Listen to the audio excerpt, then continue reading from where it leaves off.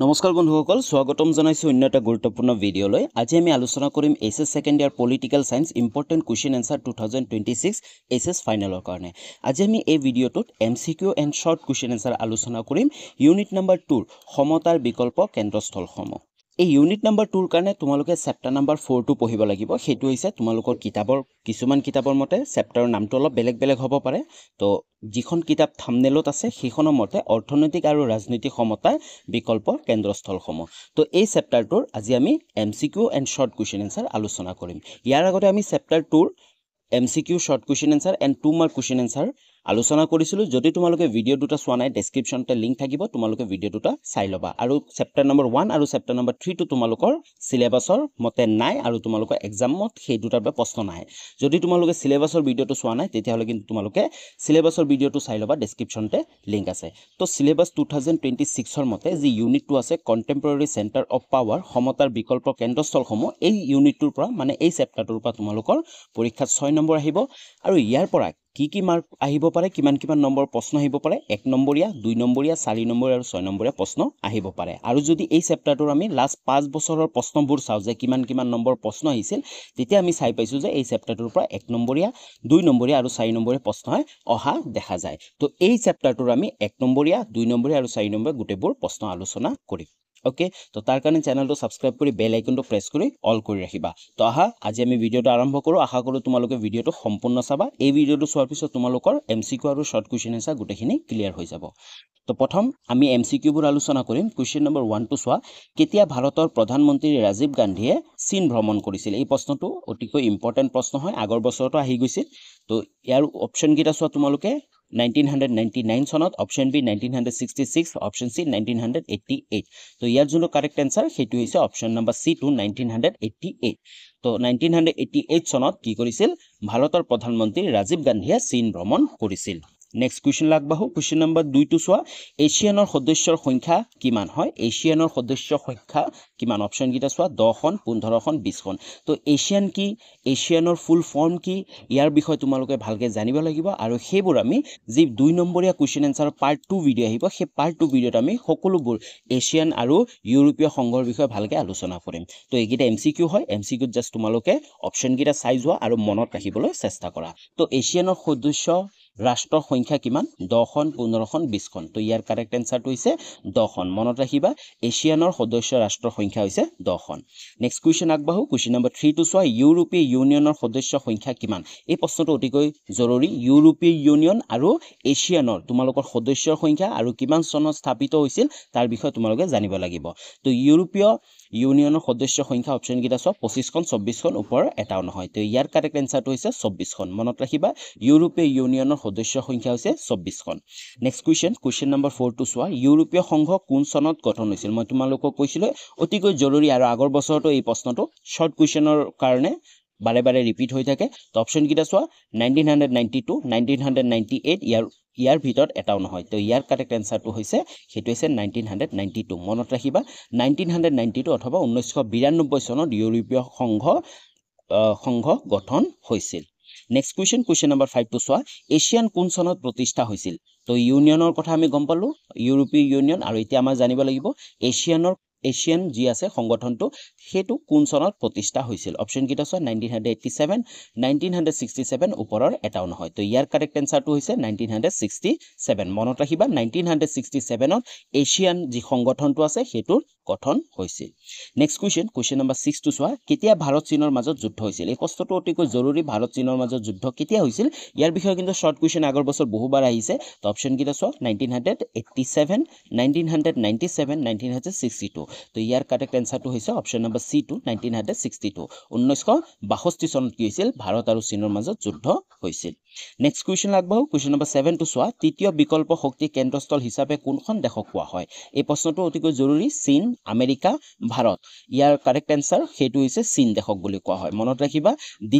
তৃতীয় বিকল্প শক্তি কেন্দ্ৰস্থল হিচাপে কোনখন দেশক কোৱা হয় চীন দেশক কোৱা হয় নেক্সট কোৱেশ্চন লাগবাহু কোৱেশ্চন নম্বৰ 8 টো চোৱা আমেৰিকা যুক্তৰাষ্ট্ৰৰ মুদ্ৰাটোৰ নাম কি এই প্ৰশ্নটো একেবাৰে সহজ তোমালোকে চোৱা অপশ্যনকেইটা টকা ডলাৰ ইয়াৰ ভিতৰত এটাও নহয় তো আমেৰিকাৰ যি যুক্তৰাষ্ট্ৰৰ মুদ্ৰাটো আছে সেই মুদ্ৰাটো কি বুলি কয় তোমালোকে অপশ্যনকেইটা চাই তোমালোকে কাৰেক্ট অপশ্যনটো কমেণ্ট কৰি জনোৱা হয়নে তোমালোকে কমেণ্ট কৰাৰ সময়ত তোমালোকে 8 নাম্বাৰটো লিখি কেনে যোনটো হয় A B C যিটোৱে হয় কাৰেক্ট এনসাৰ সেইটো লিখি কেনে তোমালোকে জনোৱা নেক্সট কুৱেশ্যন আগবাঢ়ো কুৱেশ্যন নম্বৰ 9 টো চোৱা ভাৰত আৰু পাকিস্তানৰ মাজত যুদ্ধ কিমান চনত হৈছিল এই প্ৰশ্নটো অতিকৈ দৰকাৰী আৰু সকলোৱে জানিব লাগে কাৰণ প্ৰতিটো বছৰতে ইয়াৰ ওপৰত প্ৰশ্ন আহি যায় তো অপশ্যনকেইটা চোৱা 1990 ৰ পৰা 1991 চনলৈ 2000 ৰ পৰা 2001 চনলৈ 1947 ৰ পৰা 1948 লৈ ইয়াৰ কাৰেক্ট এনসাৰটো হৈছে অপশ্যন নম্বৰ C টো 1947 ৰ পৰা 48 চনলৈ এই মানে এক বছৰ কি হৈছিল ভাৰত আৰু পাকিস্তানৰ মাজত যুদ্ধ হৈছিল ওকে তো আমি গোটেইকেইটা 9টা MCQ আছে এই 9টা MCQ আলোচনা কৰিলো আশা কৰো তোমালোকে গোটেইকেইটা MCQ বুজি পাইছা এতিয়া আমি শৰ্ট কুৱেশ্যন এনসাৰবোৰ আলোচনা কৰিম কিন্তু তাৰ আগতে যদি এতিয়ালৈ চেনেলটো সাবস্ক্ৰাইব কৰা নাই তেতিয়ালে চেনেলটো সাবস্ক্ৰাইব কৰি লোৱা আৰু লগতে বেল আইকনটো প্ৰেছ কৰি অল কৰি ৰাখিবা তেতিয়াহে তোমালোকে নেক্সট ভিডিঅ'বোৰৰ নটিফিকেশনবোৰ তোমালোকৰ মোবাইলত পাই থাকিবা আৰু তোমালোকে চাব পাৰা এই চেনেলটো তোমালোকে পলিটিক্যাল সায়েন্সৰ কি বস্তু পাবা so ASSEB class 12 political science solution 2026 2026 ৰ HS ফাইনেলৰ কাৰণে পলিটিক্যাল সায়েন্সৰ কমপ্লিট সলিউশনবোৰ পাই যাবা প্ৰতিটো চেপ্টাৰৰ কুৱেশ্যন এনসাৰ তোমালোকে যি লাগে গোটেইখিনি এই চেনেলটোতে পাই যাবা তাৰ লগতে ASSEB previous year question paper with solution আগৰ বছৰ মানে হৈ যোৱা আগৰ বছৰ 5টা বছৰৰ প্ৰশ্ন কাকত আমি আলোচনা কৰিম তাৰ ভিডিও আমি স্টাৰ্ট কৰিম কেইদিনমান পিছতে প্ৰতিটো বছৰৰে প্ৰশ্ন কাকতখন ধুনিয়াকে তোমালোকক অসমীয়াত বুজাবলৈ চেষ্টা কৰিম তাৰ লগতে previous year question paper chapter wise মানে প্ৰতিটো চেপ্টাৰৰ পৰা আগৰ বছৰত কি কুৱেশ্যন আহিছিল গুটেবোৰ আলোচনা কৰিম কেনেকৈ আলোচনা কৰিম ধৰিলো আজি আমি চেপ্টাৰ নম্বৰ 4 টো আলোচনা কৰি আছিলো চেপ্টাৰ নম্বৰ 4 ৰ পৰা লাষ্ট 5 ইয়াৰ্ছত কি প্ৰশ্ন আহিছিল 1 নম্বৰীয়া প্ৰশ্ন কি আহিছিল 2 নম্বৰীয়া প্ৰশ্ন কি আহিছিল 3 নম্বৰীয়া কি আহিছিল গুটেবোৰ আমি আলোচনা কৰিম আৰু ডেসক্ৰিপচনত WhatsApp চেনেল আৰু Telegram চেনেলৰ লিংক আছে তোমালোকে জয়েন হৈ লবা যাতে তোমালোকে নতুন আপডেট সমূহ পাই থাকা আৰু কিবা নটিফিকেশন বা আপডেট আহিলে গুটেখিনি তোমালোকে WhatsApp চেনেল আৰু Telegram চেনেলতে পাই যাবা আৰু যদি তোমালোকৰ কিবা খুদিব থাকে তোমালোকে Instagramত খুদি লব পাৰা Instagram আইডিৰ লিংক ডেসক্ৰিপচনত আছে তোমালোকে ফলো কৰি লব পাৰা তো আমি আগবাঢ়ো এতিয়া আমি শৰ্ট কুৱেশ্যন এনসাৰবোৰ আলোচনা কৰিম কুৱেশ্যন নম্বৰ 1 টো চোৱা ৰাজনৈতিক সহযোগিতাৰ বাবে গঠন কৰা সংগঠনটোৰ নাম কি আছিল সেইটো নাম আছিল কি ইউৰোপীয় পৰিষদ মনত ৰাখিবা ইউৰোপীয় যি পৰিষদটো আছে সেইটো গঠন কৰা হৈছিল ৰাজনৈতিক সহযোগিতাৰ বাবে ওকে নেক্সট কুৱেশ্যন নম্বৰ 2 টো চোৱা আমেৰিকাই ইৰাক আক্ৰমণ কৰাৰ সময়ত ইংলেণ্ডৰ প্ৰধানমন্ত্ৰী কোন আছিল এই প্ৰশ্নটো অতিকৈ জৰুৰী প্ৰশ্ন কাৰণ এই প্ৰশ্নটো আগৰ বছৰটো আহিছিল তো ইয়াৰ উত্তৰটো চোৱা আমেৰিকাই ইৰাক আক্ৰমণ কৰাৰ সময়ত ইংলেণ্ডৰ প্ৰধানমন্ত্ৰী আছিল টনি ব্লেয়াৰ কোন আছিল টনি ব্লেয়াৰ আছিল মনত ৰাখিবা আমেৰিকাই যেতিয়া ইৰাক আক্ৰমণ কৰিছিল তেতিয়া ইংলেণ্ডৰ প্ৰধানমন্ত্ৰী কোন আছিল টনি ব্লেয়াৰ আছিল নেক্সট কুৱেশ্যন লাগবাহো কুৱেশ্যন নম্বৰ 3 টো চোৱা ইউৰোপীয় অৰ্থনৈতিক গোষ্ঠী গঠনৰ বাবে ৰোমৰ সন্ধিত স্বাক্ষৰিত কৰা ৰাষ্ট্ৰ 6খনৰ নাম লিখা যেতে ইউৰোপীয় অৰ্থনৈতিক গোষ্ঠী গঠন কৰা হৈছিল তো প্ৰথমে কোন 6খন ৰাষ্ট্ৰই মানে স্বাক্ষৰ কৰিছিল সাইন কৰিছিল ইয়াৰ উত্তৰটো হৈছে ইউৰোপীয় অৰ্থনৈতিক গোষ্ঠী গঠনৰ বাবে ৰোমৰ সন্ধিত স্বাক্ষৰিত কৰা ৰাষ্ট্ৰ 6খনৰ নাম হ'ল বেলজিয়াম ফ্ৰান্স ইটালী লাজেমবাৰ্গ নেদাৰল্যান্ড আৰু পশ্চিম জাৰ্মানী তো এই 6খন ৰাষ্ট্ৰ আছিল যি ৰাষ্ট্ৰই কি কৰিছিল স্বাক্ষৰিত কৰিছিল নেক্সট কুৱেশ্যন নম্বৰ 4 টো চোৱা মাষ্ট্ৰিচ সন্ধি কিমান চনত আৰু কাৰ মাজত স্বাক্ষৰিত হৈছিল তো মাষ্ট্ৰিচ সন্ধিৰ কথা বা মাষ্ট্ৰিচ ট্ৰিটিৰ কথা তোমালোকে এই চেপ্টাৰটোত বহুত ভালকে পাবা আৰু ইয়াৰ বিষয়ে তোমালোকে জানিব লাগিব তো মাষ্ট্ৰিচ যি সন্ধি আছে অথবা চুক্তি আছে বা ট্ৰিটি আছে এটো কেতিয়া হৈছিল অপচন উত্তৰটো চোৱা 1992 চনত 7 ফেব্ৰুৱাৰীত হৈছিল তো এই মাষ্ট্ৰিচ চুক্তিখন হৈছিল আৰু কাৰ মাজত হৈছিল ইউৰোপীয় সংঘৰ ৰাষ্ট্ৰসমূহৰ মাজত স্বাক্ষৰিত হৈছিল মনত ৰাখিবা মাষ্ট্ৰিচ সন্ধি কেতিয়া হৈছিল 1992 চনৰ 7 ফেব্ৰুৱাৰীত হৈছিল আৰু কাৰ মাজত হৈছিল ইউৰোপীয় যি সংঘ ৰাষ্ট্ৰসমূহ আছে তাৰ মাজত স্বাক্ষৰিত হৈছিল নেক্সট কুৱেশ্যন নম্বৰ 5 টো চোৱা কিমান চনত প্ৰথম ইউৰোপীয় সংঘৰ প্ৰত্যক্ষ নিৰ্বাচন অনুষ্ঠিত হৈছিল এই প্ৰশ্নটো অতিকৈ দৰকাৰী আৰু জৰুৰী প্ৰশ্ন হয় কিমান চনত প্ৰথম ইউৰোপীয় সংঘৰ প্ৰত্যক্ষ নিৰ্বাচন অনুষ্ঠিত হৈছিল ইয়াৰ উত্তৰটো হৈছে 1979 মানে 1979 চনত জুন মাহত প্ৰথম কি হৈছিল ইউৰোপীয় সংঘৰ প্ৰত্যক্ষ নিৰ্বাচন অনুষ্ঠিত হৈছিল তো তোমালোকে এইকেইটা গোটেইকেইটা চনবোৰ মনত ৰাখিব লাগিব নেক্সট কুৱেশ্যন নম্বৰ 6 to 6 অতিকৈ গুৰুত্বপূৰ্ণ আৰু জৰুৰী প্ৰশ্ন হয় মাৰ্শাল পৰিকল্পনা মানে কি এই প্ৰশ্নটো কিন্তু অতিকৈ ইম্পৰ্টেণ্ট ভেৰি ইম্পৰ্টেণ্ট প্ৰশ্ন হয় তো এই প্ৰশ্নটো কিন্তু আগৰ বছৰ বাৰে বাৰে ৰিপিট হৈ থাকে তো ইয়াৰ উত্তৰটো হৈছে মাৰ্শাল যি পৰিকল্পনা আছে সেই পৰিকল্পনা মানে হৈছে 1948 চনত আমেৰিকা যুক্তৰাষ্ট্ৰই ইউৰোপীয়ান অৰ্থনীতি পুনৰ উত্থানৰ বাবে প্ৰচুৰ বিত্তীয় সাহায্য আগবঢ়োৱাৰ বাবে যি পৰিকল্পনা হাতত লৈছিল তাকে মাৰ্শাল পৰিকল্পনা বুলি কোৱা হয় তো মাৰ্শাল পৰিকল্পনা মানে কি 1900 চনটো মনত ৰাখিবা 1948 চনত আমেৰিকা যুক্তৰাষ্ট্ৰই কি কৰিছিল ইউৰোপীয় যি অৰ্থনীতি আছিল সেই অৰ্থনীতি পুনৰ উত্থানৰ বাবে প্ৰচুৰ বিত্তীয়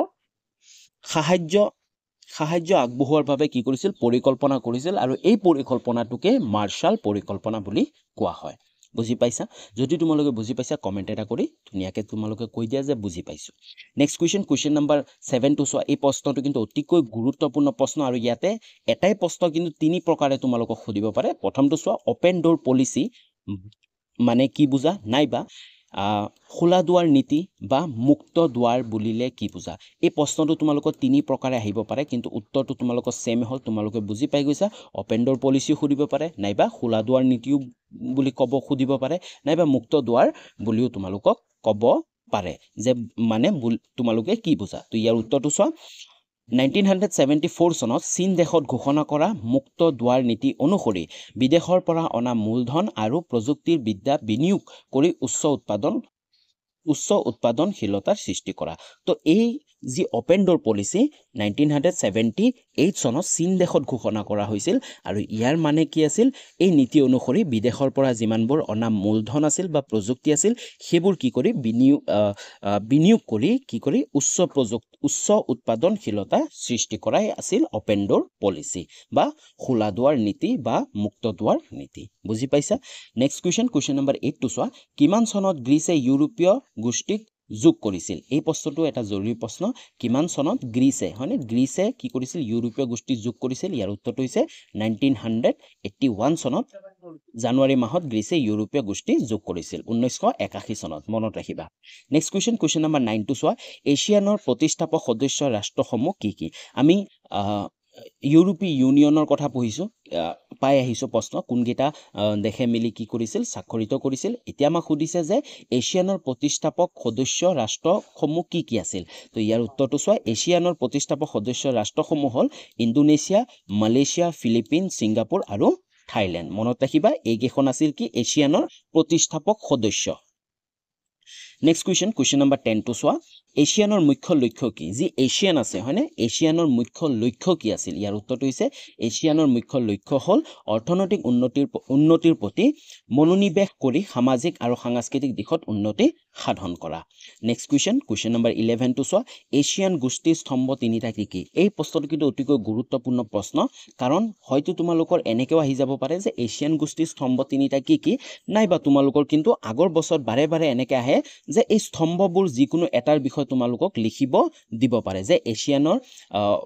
যেনেকে স্তম্ভবোৰ আছে কি আগে চাই লোৱা এছিয়ানৰ নিৰাপত্তা পৰিষদ এছিয়ান অৰ্থনৈতিক পৰিষদ আৰু এছিয়ান সামাজিক সাংস্কৃতিক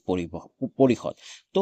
আগৰ এক্সামত কি হৈছিল এছিয়ান নিৰাপত্তা পৰিষদৰ বিষয় তোমালোকক লিখিব আহে তাৰ পিছত এছিয়ান অৰ্থনৈতিক পৰিষদৰ বিষয়ে লিখিব আহে আৰু এই সকলোবোৰ এটাকে গোটেই তিনিটাৰ কথা আমি আলোচনা কৰিম যি নেক্সট পাৰ্ট আহিব পাৰ্ট নম্বৰ 2 ভিডিঅ'টোৰ পাৰ্ট 2 আহিব সেই পাৰ্টটোত আমি আলোচনা কৰিম তো তাৰ কাৰণে চেনেলটো সাবস্ক্ৰাইব কৰি বেল আইকনটো প্ৰেছ কৰি অল কৰি ৰাখিবা ওকে তো নেক্সট কুৱেশ্যন লাগবাহো কুৱেশ্যন নম্বৰ 12 to চোৱা চীনৰ সাম্যবাদী বিপ্লৱৰ নেতাজনৰ নাম কি এই প্ৰশ্নটো অতিকৈ গুৰুত্বপূৰ্ণ প্ৰশ্ন ইয়াৰ উত্তৰটো হৈছে চীনৰ সাম্যবাদী বিপ্লৱৰ নেতাজনৰ নাম হ'ল চাও চে টুং মনত ৰাখিবা চাও চে টুং নেক্সট কুৱেশ্যন নম্বৰ 13 কিমান চনত চীন আৰু ভাৰতৰ মাজত যুদ্ধ হৈছিল অলৰেডি এই প্ৰশ্নটো আমি আলোচনা কৰিলো এমসিকিউ তো ইয়াৰ উত্তৰটো হৈছে কি 1962 চনত চীন আৰু ভাৰতৰ মাজত যুদ্ধ হৈছিল হয়নে নেক্সট কুৱেশ্যন নম্বৰ 14 to চোৱা এটো লাষ্ট কুৱেশ্যন হয় চীন ভাৰতৰ যুদ্ধৰ সময়ত ভাৰত ভ্ৰমণ কৰিবলৈ অহা বৌদ্ধ ভিক্ষুকজনৰ নাম কি তো এই প্ৰশ্নটো অতিকৈ গুৰুত্বপূৰ্ণ প্ৰশ্ন যেতিয়া ভাৰত আৰু চীনৰ কি হৈ আছিল যুদ্ধ হৈ আছিল সেই সময়ত ভাৰত ভ্ৰমণ কৰিবলৈ অহা বৌদ্ধ ভিক্ষুজনৰ নাম কি আছিল ইয়াৰ উত্তৰটো হৈছে দালাই লামা সেই সময়ত দালাই লামা ভাৰত ভ্ৰমণ কৰিবলৈ আহিছিল ওকে তো আজি আমি এই যে চেপ্টাৰ 2 আছিল এই চেপ্টাৰ 2ৰ আমি MCQ আৰু শৰ্ট কুৱেশ্যন এনসাৰবোৰ গোটেইবোৰ আলোচনা কৰিলো ইয়াৰ পিছত নেক্সট ভিডিঅ' আহিব পাৰ্ট 2 ভিডিঅ' আহিব সেই পাৰ্ট 2 ভিডিঅ'ত আমি 2 নম্বৰীয়া প্ৰশ্নটোৰবোৰ আলোচনা কৰিম আৰু তাৰ পিছত পাৰ্ট 3 আহিব আৰু পাৰ্ট 3ত আমি 4 মাৰ্কছ কুৱেশ্যন এনসাৰবোৰ আলোচনা কৰিম তো আজিলৈ ইমানখিনি আছিল যদি ভিডিঅ'টো ভাল পালা এটা লাইক কৰি দিয়া কমেন্ট কৰি জনাবা আৰু চেনেলটো সাবস্ক্ৰাইব কৰি বেল আইকনটো প্ৰেছ কৰি অল কৰি ৰাখা পুনৰ লগ পাম নতুন এটা ভিডিঅ' লৈ তেতিয়ালৈ বাই বাই